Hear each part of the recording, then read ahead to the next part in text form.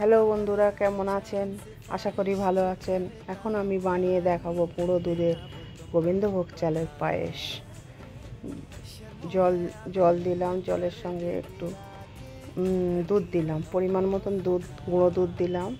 তারপরে সামান্য একটু নুন দিলাম। তারপরে দুটো এলাচ মুখ ফাটিয়ে দিলাম, তেজপাতা দিলাম। তারপরে মিক্সিতে একটু চালটা আধ ভাঙা করে নিয়ে এবারে আস্তে আস্তে দুধে ঢালতে হবে। এক হাতে ঢালতে হবে আর এক হাতে নাড়তে হবে। না নাড়লে তলায় বসে যাওয়ার সম্ভাবনা থাকবে, তখন তলায় জমাট বেঁধে যাবে চালগুলো। ওই জন্য সমানে নাড়তে হবে। আপনারা কে কেমনভাবে পায়েস রান্না করেন কমেন্টে জানাবেন। আমি এইভাবেই পায়েস রান্না করি।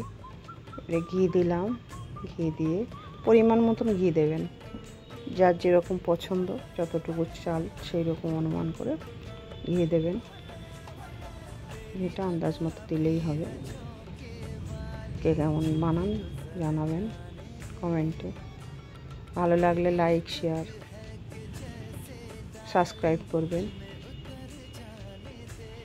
যখন ঘন হয়ে আসবে, পায়েসটা ফুটে ফুটে যখন ঘন হয়ে আসবে, তখন কাজু দিয়ে দেবেন। কিশমিশ আপনারা দিতে পারেন।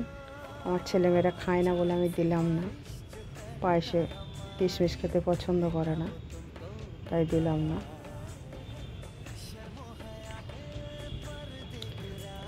আমার পায়েস একদম রেডি।